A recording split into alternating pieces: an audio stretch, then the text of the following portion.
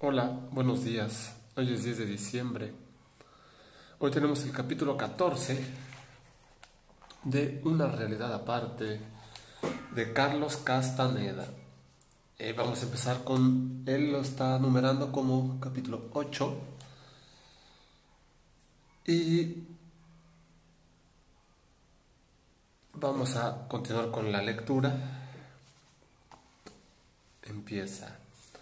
Don Juan me preguntó abruptamente si planeaba irme a casa durante el fin de semana. Dije que mi intención era marcharme el lunes en la mañana. Estábamos sentados bajo su ramada a eso del mediodía del sábado 18 de enero de 1969,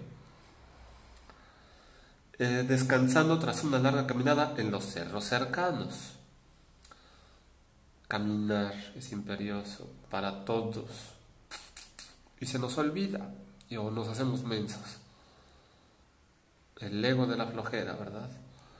Don Juan se levantó y entró en la casa. Unos momentos más tarde me llamó. Se hallaba sentado a la mitad de su cuarto y había puesto mi petate frente al suyo. Me hizo seña de tomar asiento y sin decir palabra desenvolvió la pipa, la sacó de su funda, llenó el cuenco con la mezcla para fumar y la encendió.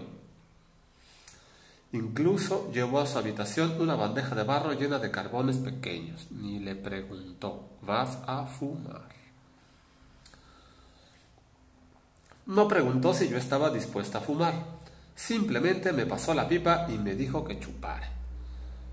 No titubeé. Al parecer, don Juan había evaluado correctamente mi estado de ánimo. Mi curiosidad avasalladora con respecto al guardián debe de haberle sido obvia, sin necesidad de instancia alguna. Fumé ávidamente todo el cuenco. Las reacciones que tuve fueron idénticas a las que había experimentado antes. También don Juan procedió en forma muy similar. Esta vez, sin embargo, en vez de ayudarme a hacerlo, se limitó a indicarme que apuntalara el brazo derecho sobre el petate y me acostara del lado izquierdo. Sugirió que cerrara el puño, si eso mejoraba el apalancamiento. Cerré, efectivamente, el puño derecho, pues me resultaba más fácil que volver la palma contra el piso y haciendo contra el peso sobre la mano. No tenía sueño, sentí calor durante un rato, luego perdí toda sensación. Don Juan se acostó de lado, encarándome. Su antebrazo izquierdo descansaba sobre el codo y apoyaba su cabeza como en un cojín. Reinaba una placidez perfecta, incluso en mi cuerpo, que para entonces carecía de sensaciones táctiles. Me sentía muy a gusto. Es agradable, dije. Don Juan se levantó apresuradamente. No vayas a empezar con tus carcajadas, dijo con acritud. No hables. Toda la energía se te va a ir en hablar, y entonces el guardián te aplastará como quien apachurra un mosquito. Sin duda pensó que su símil era chistoso, pues empezó a reír, pero se detuvo de pronto. No hables. Por favor, no hables, dijo con una expresión seria en el rostro. No iba a decir nada, dije, y en realidad no quería decir eso. Don Juan se puso en pie. Lo vi alejarse hacia la parte trasera de su casa. Un momento después advertí que un mosquito había aterrizado en mi petate, y eso me llenó de un tipo de ansiedad que jamás había experimentado antes. Era una mezcla de exaltación, angustia y miedo. Me hallaba totalmente consciente de que algo trascendental estaba a punto de revelarse frente a mí. Un mosco que guardaba el otro mundo. La idea era ridícula. Sentí ganas de reír con fuerza. Pero entonces me di cuenta de que mi exaltación me distraía y de que iba a perderme un periodo de transición que deseaba clarificar. En mi anterior intento de ver al guardián, primero había mirado al mosquito con el ojo izquierdo, y luego sentí que me había incorporado y lo miraba con ambos ojos, pero no tuve conciencia de cómo ocurrió esa transición. Vi al mosquito girar sobre el petate, frente a mi rostro, y advertí que lo miraba con ambos ojos. Se acercó mucho, En un momento dado ya no pude verlo con los dos ojos y cambié el enfoque a mi ojo izquierdo, que se hallaba al nivel del piso. En el instante en que alteré el enfoque, sentí también haber enderezado mi cuerpo hasta cobrar una posición completamente vertical, y me hallé mirando a un animal increíblemente enorme. Era de pelambre negro brillante. Su parte delantera estaba cubierta de pelo negro y largo, insidioso, que daba la impresión de espigones que brotaban de las ranuras de unas escamas lisas y brillosas. De hecho, el pelo se hallaba dispuesto en mechones. El cuerpo era macizo, grueso y redondo. Las alas eran anchas y cortas en comparación con el largo del cuerpo. La criatura tenía dos ojos blancos saltones y una trompa larga. Esta vez semejaba más un lagarto. Parecía tener orejas largas o acaso cuernos y babeaba. Me esforcé por contemplarlo con fijeza y entonces cobré plena conciencia de que no podía mirarlo igual que como miro ordinariamente las cosas. Tuve una idea extraña. Mirando el cuerpo del guardián, sentí que cada una de sus partes poseía vida independiente, así como están vivos los ojos de los hombres. Advertí entonces, por primera vez en mi existencia, que los ojos de un hombre eran la única parte de su persona capaz de indicarme si estaba vivo o no. El guardián, en cambio, tenía 1.000.000 de ojos. Consideré que este era un descubrimiento notable. Antes de esta experiencia yo había especulado sobre las comparaciones aptas para describir las distorsiones que convertían a un mosquito en una bestia gigantesca. Y había pensado que un buen símil era como mirar un insecto a través del lente de un aumento de un microscopio. Pero no era así. Al parecer, ver al guardián era mucho más complejo que mirar un insecto amplificado. El guardián empezó a girar frente a mí. En cierto momento se detuvo y sentí que me estaba mirando. Noté entonces que no producía sonido alguno. La danza del guardián era silenciosa. Lo importante estaba en su aspecto, sus ojos saltones, su horrenda boca, su babear, su pelo insidioso y sobre todo su increíble tamaño. Observé con mucha atención la forma en que movía las alas, cómo las hacía vibrar sin sonido. Observé cómo se deslizaba sobre el piso, semejando un monumental patinador sobre hielo. Mirando esa criatura pesadillesca frente a mí, me sentía en verdad exaltado. Creía realmente haber descubierto el secreto de vencerla. Pensé que el guardián era solo una imagen en movimiento sobre una pantalla muda. No podía hacerme daño, únicamente parecía aterradora. El guardián estaba inmóvil, encarándome. De pronto aleteó y dio la media vuelta. Su lomo parecía una armadura de color brillante. El resplandor deslumbraba, pero el matiz era repugnante. Era mi color desfavorable. Le estaba dando un mensaje con su color desfavorable y probablemente no lo entendió. El guardián permaneció un rato dándome la espalda y luego, aleteando, volvió a deslizarse hasta que se perdió de vista. Me vi ante un dilema muy extraño. Honradamente creía haberlo vencido al tomar conciencia de que solo presentaba una imagen de ira. Mi creencia se debía tal vez a la insistencia de don Juan en que yo conocía más de lo que estaba dispuesto a admitir. En todo caso, sentía haber vencido al guardián y tener despejado el camino, pero no sabía cómo proceder. Don Juan no me había dicho qué hacer en una situación así. Traté de volverme a mirar a mi espalda, pero no pude moverme. Sin embargo, podía ver muy bien la mayor parte de un panorama de 180 grados ante mis ojos. Y lo que veía era un horizonte nebuloso, amarillo pálido. Parecía gaseoso. Recuerden esto, porque en otros libros lo va a seguir hablando.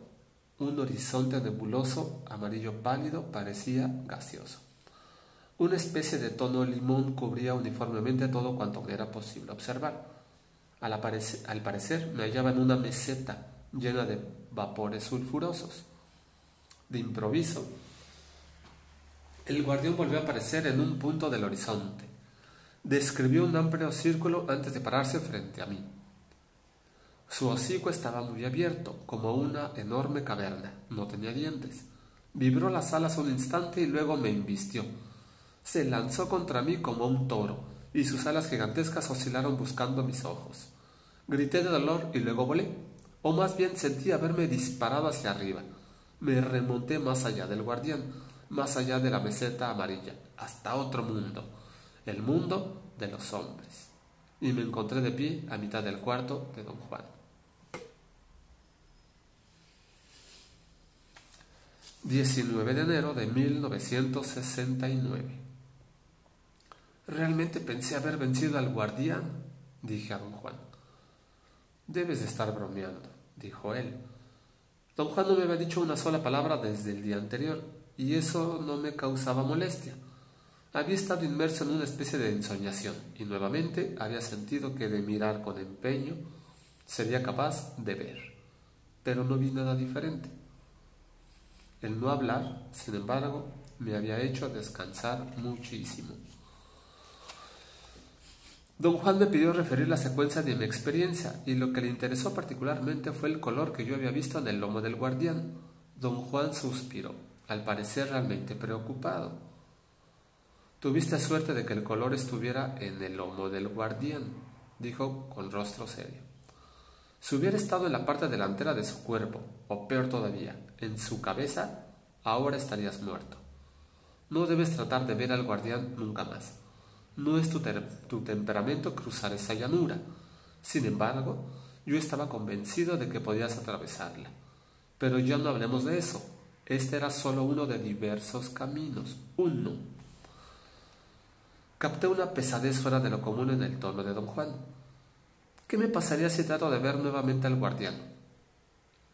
El guardián te llevará, dijo él. Te cogerá con la boca y te llevará a esa llanura y te dejará allí para siempre. Es evidente que el guardián supo que no es tu temperamento y te advirtió que te fueras. ¿Cómo piensa usted que el guardián supo eso? Don Juan me dedicó una mirada larga y firme. Trató de decir algo, pero desistió como incapaz de hallar las palabras adecuadas. Siempre caigo en tus preguntas, dijo sonriendo. Cuando me preguntaste eso no estabas pensando en realidad, ¿no? Protesté y volví a afirmar que me desconcertaba el conocimiento del guardián, que el guardián tenía de mi temperamento. Y tú que ni siquiera le mencionaste al guardián nada acerca de tu temperamento, ¿verdad? ¿Quién le dijo, don Juan? ¿Quién le dijo al guardián? Su tono era tan cómicamente serio que ambos reímos. Tras un rato, empero, don Juan dijo que el guardián, siendo el cuidador, el vigía de ese mundo, conocía muchos secretos que un brujo tenía derecho a compartir. Esa es una manera en que un brujo llega a ver, dijo, pero ese no será tu dominio, así que no tiene caso hablar de ello. ¿Fumar es el único modo de ver al guardián?, pregunté. No, también podrías verlo sin fumar. ¿Ven? No necesitamos la mezcla, hay otras formas. Hay montones de gente que pueden hacerlo. Yo prefiero el humo porque es más efectivo y menos peligroso para uno. Si tratas de ver al guardián sin ayuda del humo, lo más probable es que tardes en quitártele del paso. En tu caso, por ejemplo, es obvio que el guardián te estaba advirtiendo cuando te dio la espalda para que miraras tu color enemigo. Entonces se fue, pero cuando volvió tú seguías allí, así que te embistió, pero tú estabas preparado y saltaste. El humito te dio la protección que necesitabas. De haberte metido en ese mundo sin su asistencia, no habrías podido librarte de la garra del guardián. ¿Por qué no? Tus movimientos habrán sido demasiado lentos. Para sobrevivir en ese mundo hay que ser veloz como el rayo. Cometí un error al salirme del cuarto, pero no quería que siguieras hablando. Eres un lengua larga y hablas aunque no quieras. De haber estado allí contigo, te habría subido a la cabeza. Saltaste solo y eso fue todavía mejor, pero prefiero no correr esos riesgos. El guardián no es cosa de juego. Y aquí se acaba el capítulo 8. Muy breve. ¿Ya ven? Les decía que si esa fuera la única forma de ver, pues no, solamente los que conocieran la mezcla, y eso sería una limitante. Sin embargo, don Juan nos dice que la mezcla del humito es la que le da velocidad para poder reaccionar y que no te atrapen de ese lado, o no perderte, no lo sé. Entonces el guardián le enseñó en la espalda su color desfavorable. En cuanto vio el color, Carlos pudo haber dicho: esto no es para mí, no, me lo está advirtiendo por el puro color. Pero siempre estamos pensando. Seguramente él estaba pensando que sí era bueno, que no, y en lo que estaba en su onda, el guardián regresó y se lo hubiera llevado, como dice don Juan. Pero Carlos brincó, voló y se salvó. Vamos a dejarlo así por hoy. Mañana martes seguiremos con la lectura, ya será el capítulo 9 y vamos a ver qué más cosas nos encontramos. Tengan una bonita tarde, pásensela muy bien. Hasta luego.